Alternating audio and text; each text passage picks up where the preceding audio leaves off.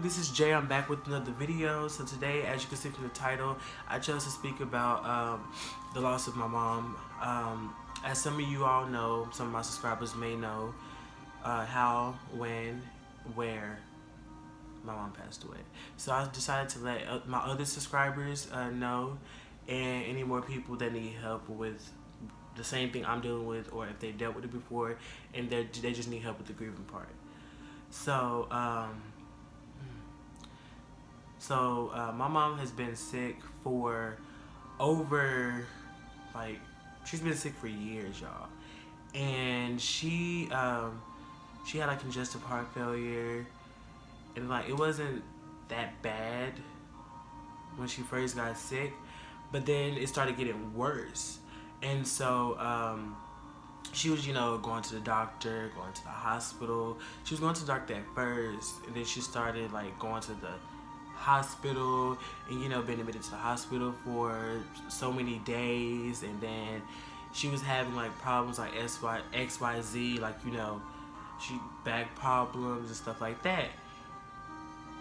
And so over the years I was very concerned, because if y'all know me, I'm a very concerned person. I care for people a lot. I put all my heart into people. And so to fast forward, I went to church. I went to church 2 days before July 2nd. I went to church and I sung a song, "I Need You Now" by Smokey Norfolk. And I was just singing that song. I was in the choir, I was singing, and then God just put on my heart to say a testimony. So I told the church the testimony that I had. I was because I never felt like I had a testimony until that specific day. I felt like I needed to, contribute and send out my mom's testimony, the one I had for her. And I was God has brought her through trials and tribulations. He has, has been pushing her and pulling her through thick and thin, through highs and lows, through corners and peaks. And so I decided to set a testimony. And after the testimony, I had talked to my pastor. I was like, "Pastor,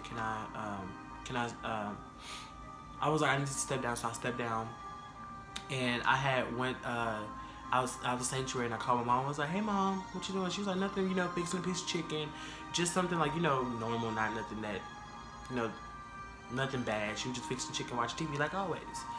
If y'all know my mama, y'all know she always up trying to find something to eat or cook, make something. She'll whip something in that kitchen in a quick hurry. But so I had talked to her, and she was like, "Nothing, thank you for calling on me. It really feels good to know somebody cares for me," and stuff like that. So on the day after that, I went to work.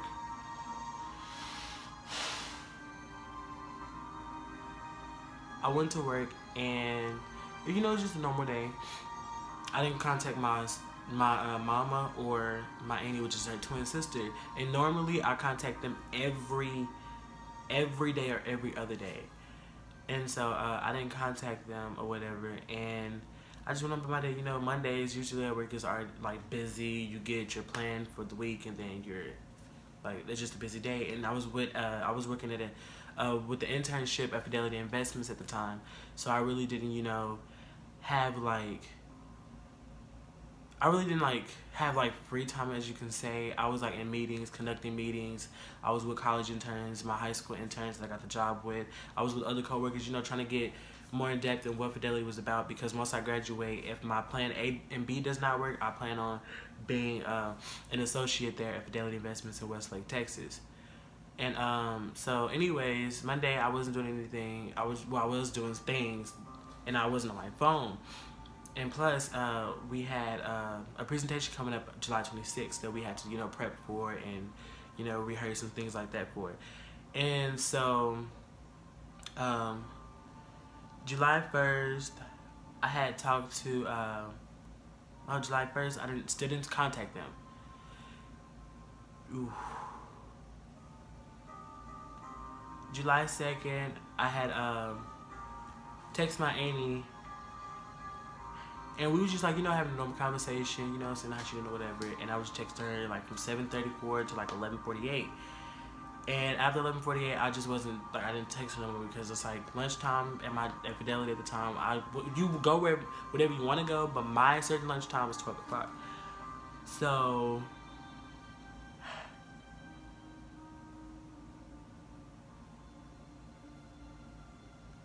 I'm sorry, y'all, but like I was at work and I was just, like just working. Got from lunch, was at my desk, just doing my work, just happy. And so when I got ready to get off of work, I got I got a text and it was like, are you out for work yet? From my auntie, and she never asked that question, so I knew something was wrong. And then so I was like, yeah, I like literally just got on the bus. And she was like, call me.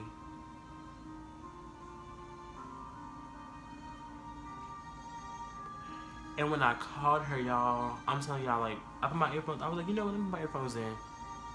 It's just, I'm just probably in the hospital and things of that sort. And when I called her, I was like, hey, she was like, hey, nephew. And she never said, hey, nephew, y'all. If you know, like, she don't say, hey, nephew. She's like, what's up, like, hey. But she was like, hey, nephew. And I was like, hey, what's going on? And then that very moment,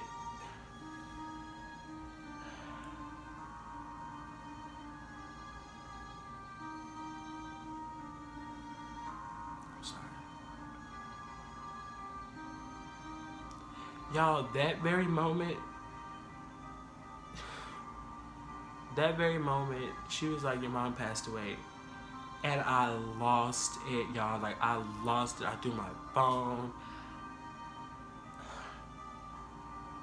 I lost it. Like, I lost.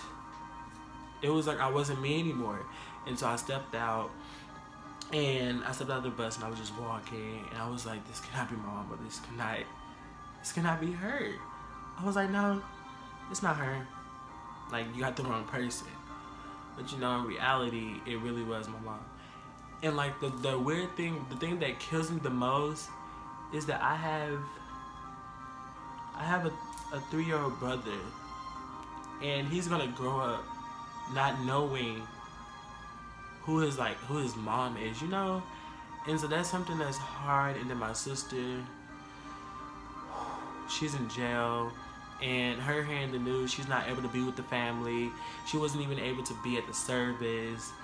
And then like at the time I was just like, I'm done. I give up. I'm done. I'm not about to do. I'm done. I'm done with school, done with work, done with family, done with friends. I'm done with this world because I never thought that I would like be the person that hears over the phone your mom passed away. And the thing, like the other thing that kills me is the fact that she was like, because I was with her June 8th, around that time, and we was riding around. My mama crunk. If y'all know my mama, she crunk. And so we was riding around or whatever. And she was like, I can't wait till your graduation day. I can't wait to see you walk across that stage because I'm going to be yelling. They going to know you my baby and this and that. Like things like that. But at the same time, I was like, you will see that day. And she just kept saying like she would bring up conversations that had to do with the future. Like, she was like, when I get, this and this and that, I'm gonna make sure if any of my kids don't have a car, I'm gonna get them a car. She had like big plans, big dreams. And so I was like, bet, like say less. Like we about to like, you're about to see me across the stage. You are about to see me be successful and take care of you. But, it didn't work that way.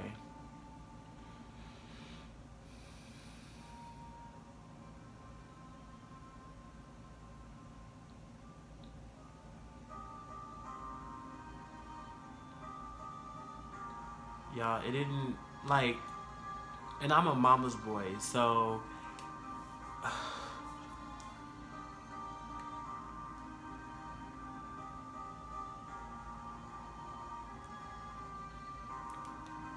I'm gonna tell y'all, it hurts. Like every day I go to school, I'm like, I just want to give up.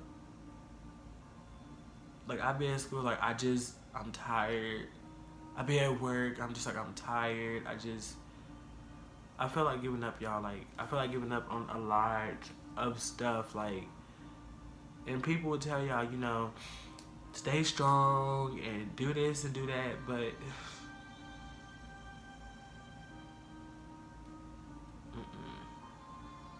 I mean, it comes in handy sometimes. And, you know, sometimes I'm just like, like just happy, just, joking around with the seniors at school. But there's some days I'm just really thinking, like, and this is something that I got right here. I don't know if y'all can see it, but it's a necklace that I had got, and it has her ashes in it. And it says, your wings were ready, but our hearts were not. And this is her favorite color as well, and this is my birthstone color. And so I felt the need to like get that because, you know, it means something to me, and it's different from all of my siblings and whoever else may have a necklace with her ashes in it. And, you know, like, I really, like, I'm sorry for making this video so long, but I just don't know what to really say. The only thing I can say is, like, you know, for other people that's going through this, like, keep going, keep pushing, keep being you, keep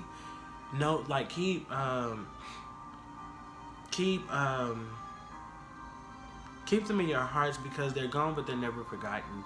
No matter what somebody tell you, you know, grieving is so hard, and it's a long process, especially for someone that is so dear to your heart.